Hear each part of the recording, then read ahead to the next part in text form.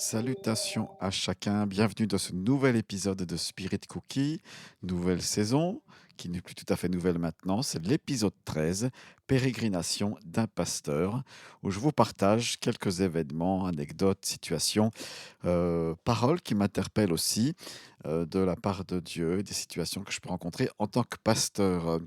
Une des choses qui nous arrive, nous les pasteurs, je peux parler peut-être au nom de plusieurs de mes collègues, c'est que quand vient l'été, eh bien, les activités diminuent un petit peu. Et c'est l'occasion pour moi, c'est ce qui se passe en ce moment, d'avoir un peu moins donc d'activités, de rendez-vous et autres, et puis finalement de me concentrer un peu plus sur l'essentiel de ma mission et de réfléchir avec l'aide du Seigneur à ce qui est important pour lui et ce pourquoi je suis engagé dans le ministère pastoral. Et justement, eh bien, ce qui me réjouit ces temps, ce qui m'encourage beaucoup, c'est je fais comme un reset. Vous savez, quand vous appuyez sur un appareil électronique et puis que vous voulez retrouver les valeurs par défaut, les valeurs d'usine de l'appareil, ça peut être votre machine à café, voilà, ça peut être votre téléphone, voilà, on refait un redémarrage, quoi, un reboot. Eh bien, l'été pour moi, c'est un petit peu comme ça où je fais un reboot, c'est-à-dire que je remets un peu à zéro les valeurs d'usine, du constructeur, si je peux appeler notre Dieu, le créateur, comme le constructeur.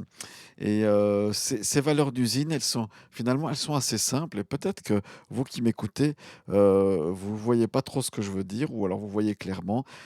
Ces valeurs d'usine que nous avons reçues, c'est l'Évangile, la bonne nouvelle de Jésus-Christ. Avant que je sois chrétien vraiment, autre que chrétien de nom, j'avais jamais vraiment entendu l'Évangile ou si j'avais pu l'entendre, elle était, masquée ou camouflée ou rendue confuse par tout un tas de traditions et par des choses que je ne pouvais comprendre parce que mon esprit était, comme obscurci ou aveugle. Et puis voilà qu'un jour j'ai entendu, l'Évangile, c'était il y a bien longtemps maintenant, 1986, où cet Évangile m'a comme frappé et ça m'a paru évident. C'est quoi cet Évangile? Ben, c'est bon de se le rappeler que dans l'Évangile de Jean, il est dit: «Dieu a tellement aimé le monde qu'il a donné son fils unique afin que quiconque croit en lui ne meure pas, mais qu'il ait la vie éternelle». Tout être humain, vous, moi, tout être humain qui ne rentre pas en contact avec Dieu, en communion et en relation avec lui, est comme privé de sa présence et donc ne passera pas l'éternité, c'est l'évangile, ne passera pas l'éternité avec le Seigneur Jésus-Christ. Et cette privation de relation, la Bible l'appelle l'enfer. Nous sommes destinés à l'enfer si nous écoutons pas l'évangile et nous faisons pas quelque chose avec ça. Et cette parole de bonne nouvelle, elle est là, c'est que Jésus-Christ est venu pour tous les êtres humains et que par l'évangile, on peut accéder au ciel. Et là, il ne va pas s'agir de faire plein de choses pour être sauvé, mais de venir simplement à Jésus-Christ parce que c'est lui qui est le sauveur. Il a payé sur la croix. Lui, il était sans péché, il a commis aucun mal, puis il a été crucifié. Et les apôtres nous apprennent que cette crucifixion, cette mise à mort, à l'époque, c'était terrible. Cette mise à mort, eh bien, Jésus, c'est comme s'il portait tous les péchés de votre vie et de ma vie, et qu'il devenait même les péchés de ma vie. Et ça, c'est fabuleux, c'est extraordinaire. Ce qui fait que le Père céleste, qui a envoyé son Fils pour payer à notre place la rançon du péché, eh bien, il nous regarde maintenant au travers du sang de Jésus-Christ. Il nous regarde maintenant au travers de son amour qui passe par Jésus-Christ, qu'il a donné pour toi et moi. Et ce qui fait que tu peux venir, je peux venir à Dieu maintenant sans crainte d'être foudroyé, parce que Jésus-Christ a payé le prix pour moi. La seule condition ou le seul passage obligé, la seule porte d'entrée, c'est simplement de passer par Jésus-Christ et de lui dire: «Seigneur, je crois que tu es mort pour tous mes péchés, je crois que tu as payé le prix, je crois que ce que tu as fait à la croix est complet et parfait pour mon salut, pour que je puisse avoir la vérité, la vie éternelle». Et c'est ça qui est important dans l'Évangile et que je fais un reset en ce moment. Je me dis: «Oui, finalement cet Évangile est formidable» parce qu'il provient de l'amour de Dieu qui ne veut pas qu'on soit condamné. Hein, si on fait rien, on sera condamné. Mais lui, il a tout fait. Et Jésus-Christ lui-même, juste avant de mourir, il a dit une phrase extraordinaire. Il a dit: «Tout est accompli. Ton salut est accompli». Mais bien sûr, cet évangile, ça ne s'arrête pas là, parce que la plupart de ceux qui écoutent cet épisode, je suppose que vous l'avez déjà entendu, et peut-être même vous avez reçu Christ en vous. La vie éternelle ne s'arrête pas là. Elle commence ici, maintenant, ici-bas, parce que Dieu nous donne une mission. Mais cette mission, elle consiste tout d'abord à croire en son Fils Jésus-Christ, à croire ce qu'il a accompli pour toi sur la croix. Et sa puissance te rend enfant de Dieu. Hein, la Bible, elle dit à tous ceux qui l'ont reçu, à ceux qui croient en son nom, il a donné le pouvoir de devenir enfant de Dieu. C'est ce qui m'est arrivé en 1986, écoutant l'évangile, recevant cet évangile pour moi-même. J'ai accueilli le pardon de Jésus-Christ et sa puissance est venue en moi. Le Saint-Esprit est venu rendre témoignage à mon esprit. Il m'a dit quelque chose, il m'a dit maintenant tu es enfant de Dieu.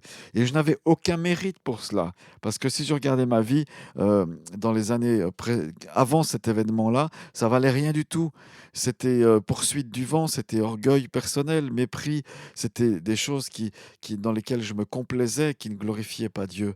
Mais maintenant, ma vie a été changée, a été bouleversée. Et Dieu nous dit, une fois qu'on est venu à Jésus-Christ, tu as une mission sur cette terre à accomplir. La première chose, donc, c'est de croire dans le Fils de Dieu, de ce qu'il a accompli pour toi. La deuxième chose, c'est de recevoir l'héritage. Parce que Dieu nous a donné en Jésus-Christ un héritage fabuleux. Il est même dit que nous sommes héritiers de Dieu et co-héritiers de Christ. Et dans cet héritage, il y a non seulement le pardon de tous nos péchés, mais il y a la puissance pour être délivré des œuvres du diable. Parce que qu'on le veuille ou non, le diable existe, j'ai envie de dire malheureusement, il tourmente les êtres humains, mais bien plus que ça, il les cherche à les éloigner de Dieu, du Dieu d'amour qui existe, qui nous a montré son amour en Jésus-Christ et qui l'a prouvé. Il cherche à nous éloigner de ça. Comment il le fait? Il le fait par trois canaux principaux. Il le fait en envoyant ses esprits mauvais, ou les démons si vous voulez, et ces démons ont charge de profiter de la moindre faille des êtres humains pour essayer de les enchaîner. Ça peut être la dépression, ça peut être la tristesse continuelle, ça peut être le suicide, ça peut être les enchaînements liés les liens liés à des forces occultes que vous avez invoquées sans même le savoir. Ça peut être, ça c'était la première chose, donc des péchés que vous avez faits. Ça peut être aussi des choses que vous avez héritées, des choses mauvaises que vous avez héritées de vos parents, qui sont là comme des liens, des choses que vous n'arrivez pas à vous défaire, qui vous empêchent, pour certains chrétiens, de vous approcher de Dieu, de rentrer dans votre destinée, de porter des fruits en abondance, alors que Dieu nous a promis des fruits en abondance. Ça, c'était la deuxième chose. Donc, première chose, des choses que vous avez faites qui ont permis à Satan, par un esprit mauvais, de venir dans votre vie. Ça peut être donc des chaînes héritées, des mauvais héritages hérités de votre famille. Mais ça peut être aussi des situations dramatiques dans lesquelles vous vous êtes retrouvés. Vous étiez à subir ces événements. Ça peut être un viol, ça peut être un inceste, ça peut être des choses lourdes comme cela, et qui ont permis des choses dramatiques, oui, qui ont permis à Satan de se faufiler, de trouver une faille et de vous enchaîner donc par dépression, tristesse, découragement. Ça peut être pour les hommes, parce que en tant qu'homme, je sais de quoi je parle, là, dans le sens que dans les entretiens pastoraux, c'est ce qui peut arriver parfois plus que pour des femmes, puisque voilà, je ne traite pas de ce sujet avec les femmes, mais ça peut être des combats avec la pornographie, ça peut être voilà, des choses lourdes qui sont des chaînes et que les gens n'arrivent pas à se défaire parce elles se défont seulement par la puissance du Saint-Esprit. Et ça fait partie, la délivrance fait partie de votre héritage. Elle est faite, elle est acquise en Jésus-Christ. Jésus a payé le prix pour votre vie et c'est le moment de votre libération. Si vous m'écoutez, je reprends cela, c'est le moment de votre libération.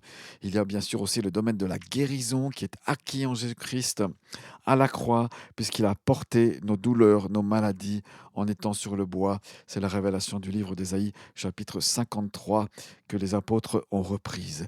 Rendez-vous compte qu'au temps de l'apôtre Pierre, son ombre suffisait, était suffisante, tellement l'onction du Saint-Esprit était forte sur lui, la puissance de Dieu, pour délivrer, pour guérir les malades et pour faire du bien, pour que les gens rentrent dans la bénédiction voulue du Père.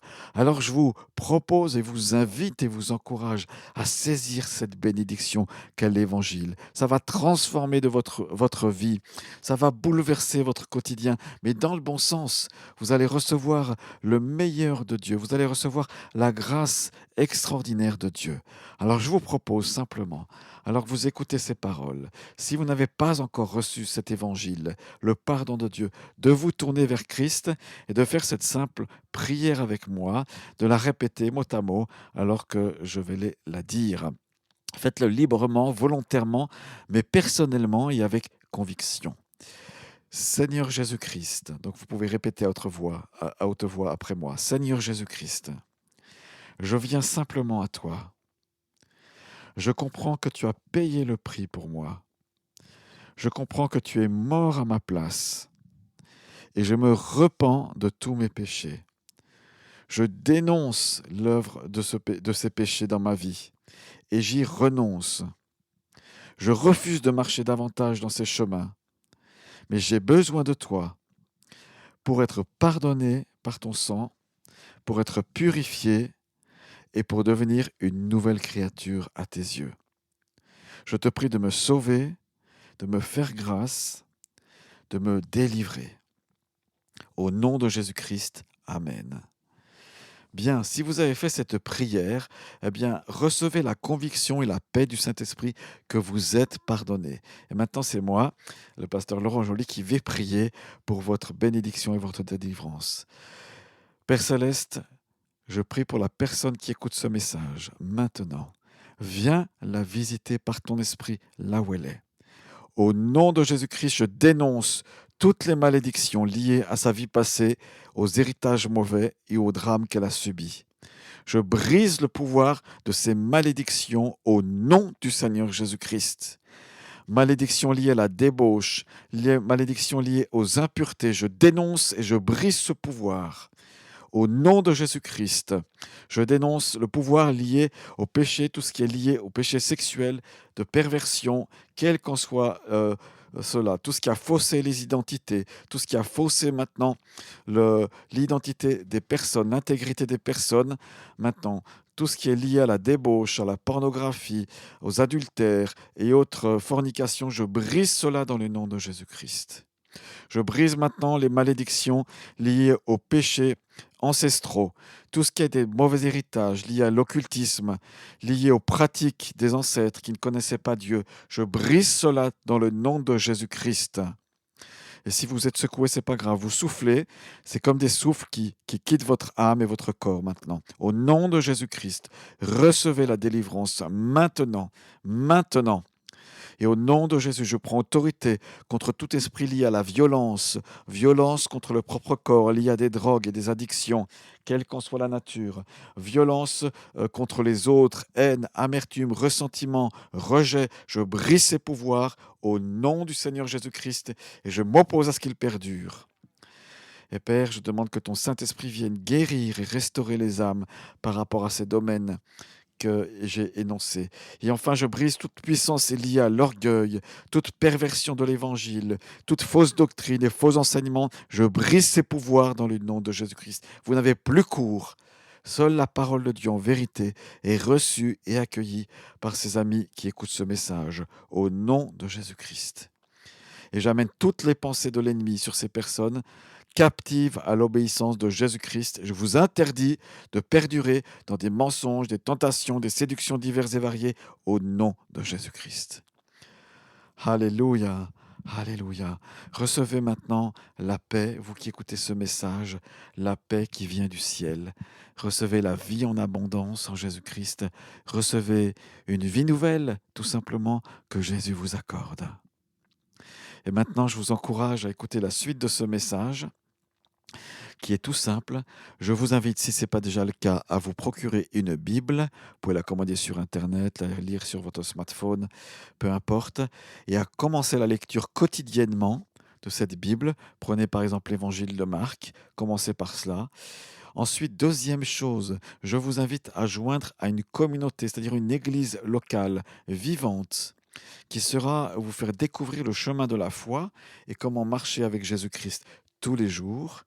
Et puis la troisième chose, je vous invite simplement à prier prier tous les jours, à faire que Dieu, à réaliser que Dieu est à vos côtés et en vous maintenant, et que Jésus-Christ, vous pouvez lui parler, lui confier vos journées, demander au Saint-Esprit de vous remplir, de vous visiter chaque jour, afin que vous puissiez connaître la foi.